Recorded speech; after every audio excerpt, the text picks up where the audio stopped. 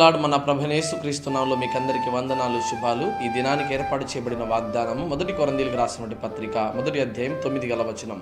మిమ్మును పిలిచిన వాడు నమ్మదగినవాడు. దేవుని బిడ్డలారా, దేవాది దేవుడు తన వాక్యంలో తెలియజేస్తా ఉన్నాడు.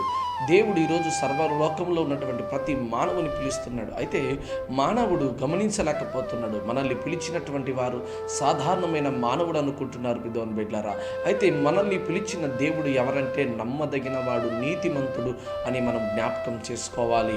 అదే రీతిగా ఆలోచన చేయగలిగితే ఈరోజు టీవీలో మనం చూడగలిగితే ఇదిగో భర్త నమ్మకముగా తీసుకెళ్లి భార్యను చంపినాడు అని కనబడతా ఉంది. ఇదిగో ఒక సహోదరుడు తన సహోదరుని నమ్మకంగా తీసుకెళ్లి చంపాడు. రకరకాలైనటువంటి వార్తలను మనం వింటా ఉన్నాం. అయితే మనుషులు కాదు మనల్ని పిలిచింది, సర్వసృష్టికర్త అయినటువంటి దేవాది దేవుడు మనల్ని పిలిచి ఉన్నాడు. కనుక దేవుడు మనల్ని పిలిచినప్పుడు పిలిచిన వాడు సమస్తమును చేయగలడని నువ్వు నమ్మకం, విశ్వాసం ఉంచాలి. పెద్దోని బిడ్డలారా, దేవుడు అబ్రహామును పిలిచాడు. ఇదిగో నీవు నీ దేశమును, నీ బంధువులను, నీ తల్లిదండ్రులను అందరిని విడిచిపెట్టి రా అని చెప్పాడు. అప్పుడు అబ్రహాము గారు దేవుని నమ్మాడు. అది అతనికి నీతిగా ఎంచబడింది. అందుకే ఈరోజు అబ్రహాముగా మార్చబడ్డాడు. అబ్రహాము విశ్వాసములకు తండ్రిగా కనబడ్డాడు. పెద్దోని బిడ్డలారా, ఈరోజు దేవుడు పిలుస్తున్న పిలుపు వైపు నువ్వు చూడగలుగుతున్నావా? మనుషులు పిలిచే పిలుపు వైపు చూసి నమ్మి మోసపోతున్నావు, కానీ దేవుడు పిలిచినటువంటి పిలుపును నువ్వు చూడలేకపోతున్నావు.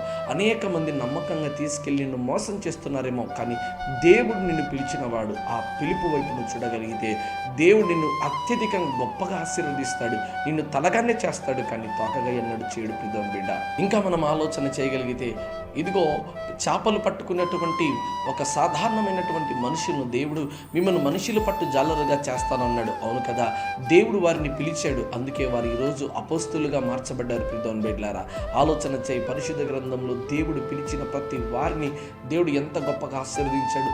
ఆనాడు ఉన్న దేవుడు ఈరోజు నేటికి సజీవుడైనటువంటి దేవుడు నిన్ను పిలుస్తున్నాడు. కనుక ఈరోజు దేవుడు ఏ ఉద్దేశం చేత నిన్ను పిలుస్తున్నాడో ఆ ఉద్దేశంను గైకొని ప్రభు మాటకు లోబడగలిగితే దేవుడు నిన్ను అత్యధికమైనటువంటి గొప్పగా ఆశీర్వదిస్తాడు. అలాంటి దీవెన దేవుడు ఈ దినానికి దయచేయునుగాక. ఆమేన్.